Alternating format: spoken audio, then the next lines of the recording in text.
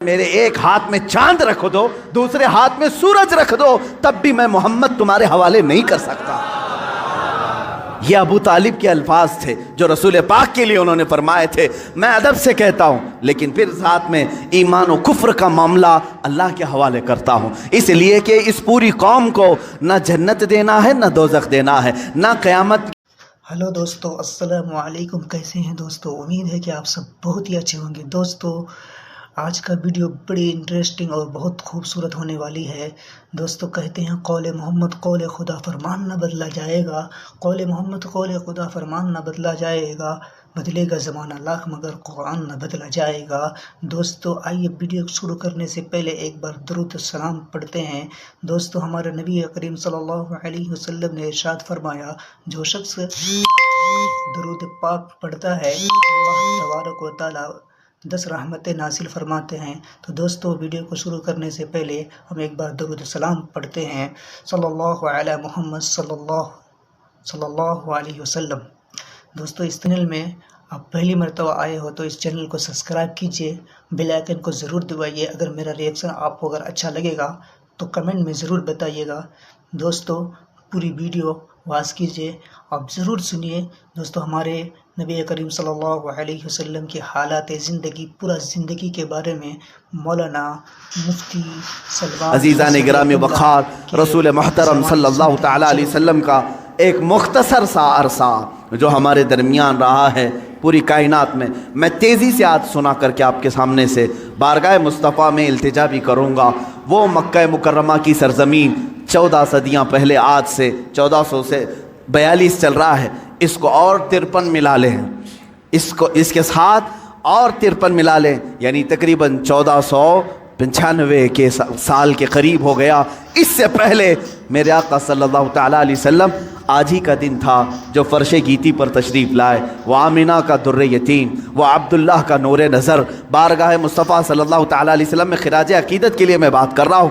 وہ در یتیم جب گھر تشریف لایا تو ایسا گھر تھا کہ باپ پہلے سے نہیں ہے، ماں اکیلی ہیں، معاوضہ دینے کی طاقت نہیں رکھتی، دایا کے ہاتھ میں دے دیا حلیمہ سعدیہ کو، یہ کہہ کر کے کہ 2 سال دودھ پلائے گی، اجرت کی تمنا مت رکھنا، میرے گھر میں مال کی بڑی شدت کی کمی ہے، اس بچے کا باپ نہیں، یہ یتیم بچہ ہے۔ حلیمہ سعدیہ لے گئیں، لیکن برکات پہ برکات انہوں نے دیکھا ہے۔ رسول پاک کو اپنے گود میں کھلایا۔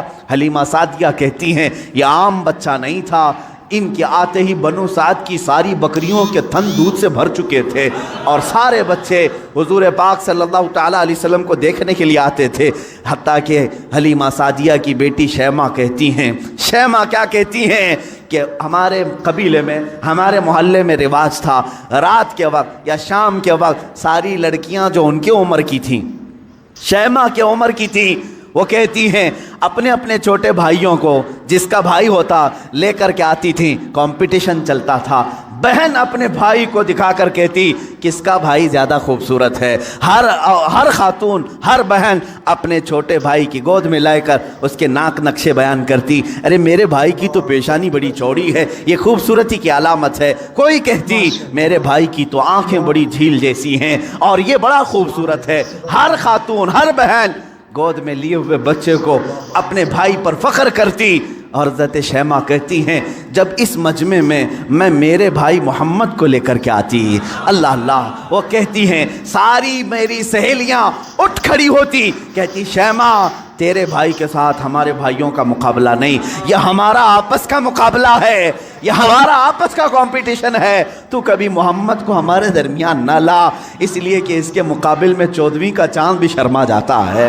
یہ بنو سعد کی خواتین کا کہنا ہے۔ حضرت شیمہ کہتی ہیں اس مقابل میں میں کبھی رسول پاک کو لے جاتی تو وہ ایکسیپٹ نہیں کرتی، کہتی کہ شیمہ تیرے بھائی کے ساتھ ہمارے بھائیوں کا مقابلہ نہیں۔ وَأَحْسَنُ مِنْكَ لَمْ تَرَ قَطُّ عَيْنِي وَأَجْمَلُ مِنْكَ لَمْ تَلِدِ النِّسَاءُ، یا رسول اللہ آپ سے زیادہ حسین میری آنکھوں نے دیکھا نہیں، آپ سے زیادہ جمیل کسی ماں نے جنا نہیں۔ وہ 2 سال کی عمر پاک میں हलीमा सादिया दौड़ती हुई वापस मक्का ले आई और हज़रत आमिना से कहा, मैंने 2 साल का अरसा आपसे मांगा था, लेकिन 6 महीने और बढ़ा करके दे दो। उजरत भी नहीं चाहिए, मुआवजा भी नहीं चाहिए। लेकिन हज़रत बीबी आमिना ने अपने पास अपने साहबजादे को रख लिया। 2 साल के अरसे में घर में कितने अफराद हैं? कौन हैं? बाप नहीं है, दादा है अब्दुल मुत्तलिब, वो भी बुढ़ापे को पहुँचे हुए हैं। रसूल पाक सल्लल्लाहु ताला अलैहि वसल्लम अपने दादा की सरपरस्ती में हैं। 6 साल की उम्र में अपनी माँ के साथ ननिहाल का सफ़र किया, मदीना का सफ़र किया। उस वक्त जो यसरब था वो हुजूर का ननिहाल भी है, नानी का घर है। हज़रत आमना के साथ गए 6 साल की उम्र में।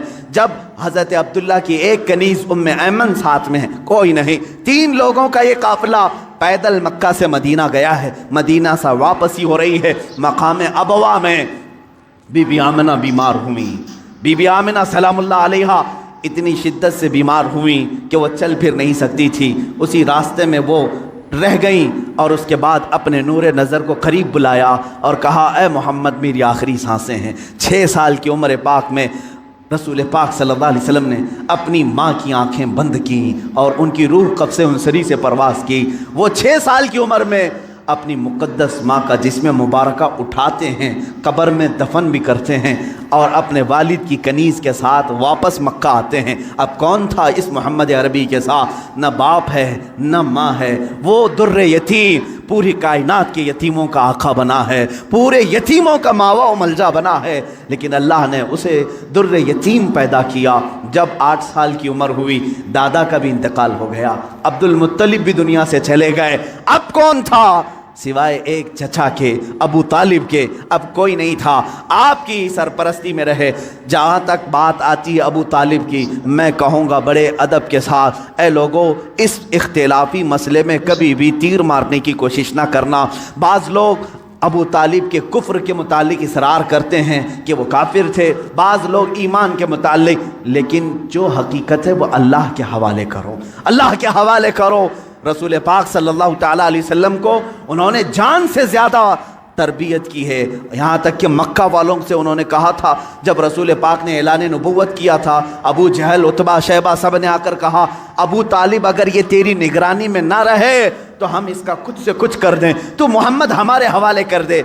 जानते हो अबू तालिब, मुझे बड़ी तकलीफ़ होती है जब सिरे से कोई आदमी उनको बिल्कुल काफिर मुशरिक गर्दाने। मैं कहता हूँ कफ़े लिसान तो करो, ज़ुबान को रोक तो लो, जो मामला होगा क़यामत के दिन देखा जाएगा। हुजूर के चचा हैं, लेकिन इश्क की बात तो देखें, वो मक्का वालों से क्या कहते हैं। कोई मोहब्बत करने वाला ही ये जुमले कह सकता है। मक्का वालों से उन्होंने कहा, ऐ मक्का वालों सुन लो, तुम अगर मेरे एक हाथ में चांद रख दो, दूसरे हाथ में सूरज रख दो, तब भी मैं मोहम्मद तुम्हारे हवाले नहीं कर सकता। ये अबू तालिब के अल्फाज थे जो रसूल पाक के लिए उन्होंने फरमाए थे। मैं अदब से कहता हूँ, लेकिन फिर साथ में ईमान और कुफ्र का मामला अल्लाह के हवाले करता हूँ, इसलिए कि इस पूरी कौम को न जन्नत देना है न दोज़ख देना है, न क़यामत के दिन तुम्हारे हाथ में फ़ैसला है न मेरे हाथ में फ़ैसला है। अबू तालिब जन्नत में जाएंगे कि जहन्नम में जाएंगे, मैं कौन होता हूँ फ़ैसला करने वाला? न आला मलाइका में से हैं हम, न फरिश्तों में से हैं, बल्कि अल्लाह रब्बुल इज़्ज़त के हवाले है ये फ़ैसला, हर एक के जन्नत और दोज़ख का फ़ैसला। बहरहाल 12 साल की उम्र में अबू तालिब ने रसूल पाक को अपना साथी बना लिया। ऐसा मुझे बताओ, अबू तालिब पर जब भी बातें आएँ अदब के साथ कहो, अदब के साथ कहो। मैंने अबू तालिब को बहुत पढ़ा है, वो रसूल पाक को छोड़कर एक लम्हा भी नहीं रहते थे, एक लम्हा नहीं रहते। 12 साल की उम्र में जब उन्हें यमन की तिजारत पे जाना था, अबू तालिब ने इन्हें छोड़ा नहीं, रसूल पाक को तिजारत के सफ़र में साथ ले लिया। बीच रास्ते में एक जगह पड़ा हुआ, वहाँ एक राहिब था, ईसाई राहिब, और उसने देखा, चेहरे पाक को देखकर अपनी किताबों में पड़ी हुई सारी अलामतें देख लिया, उसने मेहमान बना लिया। अबू तालिब से पूछा, तुम कहाँ से आ रहे हो, कौन सा ख़ानदान है? जब उन्होंने बताया तो वो राहिब कहता है, बुहैरा राहिब, ऐ अबू तालिब, मेरी बात सुनते हो तो सुन लो, जो तुम्हारे साथ बच्चा तुम्हारा भतीजा है, ये अल्लाह का सबसे आखिरी रसूल होगा, ये सबसे आखिरी रसूल होगा। तुम जा रहे हो शाम या यमन, वहाँ यहूदी इसके जानी दुश्मन होंगे, वो बच्चे को मार डालेंगे, कत्ल करेंगे, लिहाजा तुम अपनी तिजारत का सामान यहीं बेच दो और वापस मक्का ले जाओ। अबू तालिब ने सिर्फ रसूल पाक की जान की हिफाजत के लिए पूरा तिजारत का काफिला वहाँ बेच दिया, वापस मक्का तशरीफ़ लाए। अबू तालिब ने 25 साल की उम्र عمر تک رسول پاک کی ایسی تربیت کرتے رہے۔ میرے آقا صلی اللہ تعالیٰ علیہ وسلم کی پرورش میں انہوں نے کوئی فر و گزاشت نہیں کیا، کچھ نہیں چھوڑا۔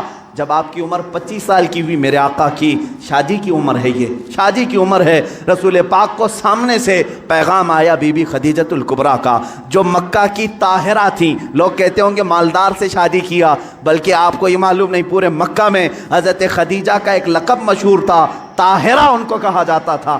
حضور کے پاس جب ان کا پیغام نکاح آیا، آپ نے ایکسیپٹ کیا۔ آپ سوچیں 25 سال کی عمر میں 40 سال کی خاتون سے نکاح کرنے والا صرف عورتوں کا دلدادہ نہیں ہو سکتا، وہ بھی بیوہ عورت، دو شوہر ان کے ہو چکے تھے، اس سے پہلے انتقال کر چکے تھے، تیسرے شوہر میرے آقا ہیں۔ رسول پاک صلی اللہ تعالیٰ علیہ وسلم کی شادی ہو رہی ہے، شادی کا جو خطبہ نکاح ہے کوئی اور نہیں، ابو طالب ہی پڑھ رہے ہیں۔ ابو طالب نے خطبہ پڑھا، خطبے کے الفاظ بھی دیکھیں، کہیں ایک شرک نہیں، کہیں ایک کفر نہیں، بلکہ اللہ کی حمد و ثنا ہے، رب ذوالجلال کی تعریف و توصیف ہے۔ اس کے بعد رسول پاک کی تعریف بھی اس خطبے میں موجود ہے، وہ خطبہ آج بھی موجود ہے، کتابوں میں لکھا ہوا ہے۔ ابو طالب نے جو رسول پاک کے نکاح میں خطبہ پڑھا تھا، کوئی اور نہیں پڑھا، چچا نے خطبہ پڑھا، اور اس کے بعد محمد صلی اللہ تعالیٰ علیہ وسلم کا نام لیتے ہوئے پھر سارے مجمع میں کہا یہ میرا عزیز از جان بھتیجا محمد ہے، اس سے زیادہ شریف پورے مکہ میں تم لا نہیں سکو گے، اس سے زیادہ حسین تم پورے عرب میں لا نہیں سکو گے۔ اس کے بعد کہا محمد کا جو مہر طے پاتا ہے وہ ابو طالب کے مال سے جائے گا، خدیجۃ الکبریٰ کو جو مہر دیا گیا رسول پاک کا وہ بھی ابو طالب کے مال سے دیا گیا ہے، رسول پاک کے اس چچا کے مال سے۔ اب یہ زندگی ہے پاک، ازدواجی زندگی ہے، میرے آقا سیدہ خدیجہ کے ساتھ 25 سال گزارتے ہیں۔ 50 سال کی عمر مبارکہ جب میرے آقا کی ہوئی، یعنی 40 سال کی عمر پاک جب تھی، تب اللہ تعالیٰ نے آپ کو حکم دیا اے رسول آپ اعلان کر دیں میں اللہ کا آخری رسول ہوں، بتوں کی عبادت چھوڑ دو، ایک خدا کی عبادت کی طرف آؤ۔ یہ حضور کی 40 سالہ زندگی میں جو انقلاب آیا، اب مکہ والوں کی یہاں سے ستم ظریفیاں شروع ہوئیں۔ میرے آقا نے سب کو جمع کیا مکہ کے ایک سرزمین پر، میدان میں پوچھا میرے بارے میں تمہارا کیا خیال؟ سبوں نے کہا تم آج تک کبھی جھوٹ نہیں بولے اور کبھی کسی کی امانت میں خیانت نہیں کی۔ حضور نے فرمایا اے مکہ والو، اگر میں یہ کہہ دوں ان پہاڑوں کے پیچھے ایک فوج چھپی ہے جو تم پر حملہ کرنا چاہتی ہے، کیا میری اس بات پر یقین کرو گے؟ سارے مکہ والوں نے ایک زبان ہو کر کہا آج تک کبھی آپ نے جھوٹ کہا نہیں، اگر آپ کہتے ہیں کہ فوج ہے ہم اس کو بھی مانیں گے، ہم اس کو بھی یقین کے ساتھ تسلیم کریں گے۔ حضور نے فرمایا جب میری باتوں پر اتنا تمہیں یقین ہے تو سنو، میں تمہیں کہتا ہوں اللہ ایک ہے، خدا ایک ہے، معبود ایک ہے، مسجود ایک ہے، ہر ایک کے سامنے سر جھکانا یہ تمہیں زیب نہیں دیتا، اور میں محمد اللہ کا آخری رسول ہوں، اس کی طرف سے اخلاقی تعلیمات لے آیا ہوں، تمہاری روحوں کو بدلنے آیا ہوں۔ جب میرے آقا نے فرمایا سارے مکہ والے ناراض ہوئے، سوائے حضرت علی کرم اللہ وجہہ الکریم کے کوئی اس میدان میں ایمان لانے والا نہیں تھا۔ حضور پاک صلی اللہ علیہ وسلم کی دعوت کی ابتدا صرف 2 لوگوں سے شروع ہوئی، ایک حضرت علی سے، دوسرے حضرت خدیجہ سے۔ کبھی نا امید مت ہو، اپنی دعوت اثر کتنا رکھتی ہے یہ اللہ کے اوپر چھوڑو، بولنا سیکھو، آج نہ صحیح کل مولا تعالیٰ تمہاری اس دی ہوئی دعوت کو پائے تکمیل تک ضرور پہنچائے گا۔ 2 لوگوں سے دعوت شروع ہوئی، ایک علی سے ایک خدیجہ سے، لیکن وہ دعوت آج کہاں کو پہنچی ہے؟ آج تقریباً پوری دنیا میں 2.25 ارب لوگ 180 کروڑ کی تعداد میں مسلمان جی رہے ہیں، وہ 2 لوگوں سے شروع ہونے والی دعوت 200 کروڑ کو پہنچ چکی ہے، لیکن ایسا سیل رواں ہے کہ تھمنے کا نام نہیں لیتا۔ وہ دعوت رسول اللہ کی جو مکہ کی ان چوٹیوں سے نکلی تھی، فاران کے ان پہاڑیوں سے نکلی تھی، آج تک زندہ ہے اور صبح قیامت تک یہ دعوت زندہ ہی رہے گی۔ آج میں آپ کو بتاؤں مختصر سی بات، یہ جو آج فرانس، امریکہ، یورپ جو ان کے اندر جو کھلبلی ہے، بے چینی ہے، اور وقتاً فوقتاً یہ گستاخی کرنا، اسلام کے خلاف، مسلمانوں کے خلاف، آتنکواد سے جوڑنا، ٹیررزم سے جوڑنا، کیوں ہو رہا ہے یہ سب؟ جانتے ہیں آپ؟ ایک پیٹ کا درد ہے۔ کس بات کا؟ یہ میں نہیں کہتا، امریکہ کا پریزیڈنٹ جو ایکس پریزیڈنٹ ہے اس سے قبل کا، اس نے خود یہ سٹیٹمنٹ دیا ہے کہ آج پورے ورلڈ میں سب سے زیادہ فاسٹ گروونگ والا کوئی ریلیجن ہے تو وہ اسلام ہے۔ یہ میں نہیں کہہ رہا، امریکہ کا پریزیڈنٹ کہہ رہا ہے سب سے زیادہ تیزی سے اگر کوئی دین دنیا میں پھیل رہا ہے تو اسلام ہے۔ یورپ کے متعلق تو تعداد آنکڑے بھی ملتے ہیں، پر ڈے وہاں 400 لوگ اسلام میں آ رہے ہیں۔ یہ حالت دیکھ کر کے وہ گھبرائے ہوئے ہیں، اس لیے کہ ڈیلی کے 400 کے حساب سے جب وہ گنتی بناتے ہیں ہماری ہے کتنی پاپولیشن، اگر یہ سلسلہ اسی طرح رہا ایک وقت آئے گا کہ ہم مائنورٹی ہو جائیں گے، یہ میجورٹی میں آئیں گے، ہم تو غلام ہوں گے، تخت ان کے پاس آ جائے گا۔ یہ جو سب سے تیزی سے اسلام کے پھیلنا یورپ میں، امریکہ میں اور دوسرے علاقوں میں، خود فرانس کی حکومت یہ اچھی طرح سے جانتی ہے ان کے ہاں مسلمانوں کی تعداد چند سالوں پہلے کیا تھی اور آج کیا ہے۔ چند سالوں 20 یعنی 10 سال یا 20 سال کی آپ وہاں کے ریکارڈز نکال کر کے دیکھو، آج 60 لاکھ مسلمان ہیں۔ انہیں معلوم ہے اب میئر بھی یہ بنیں گے، وہاں کی پارلیمنٹ کی سیٹ پر بھی یہ کھڑے ہو رہے ہیں۔ یہی حال UK میں ہے، یہی حال امریکہ میں۔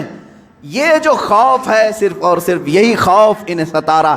اور ایک بات میں بتا دوں، پوری دنیا کے جتنے بھی مذہب ہیں، پوری دنیا کے جتنے ریلیجنز، ان میں سب سے زیادہ اپنے مذہب پر اگر کوئی پریکٹس کرتا ہے صرف مسلمان ہیں، سب سے زیادہ۔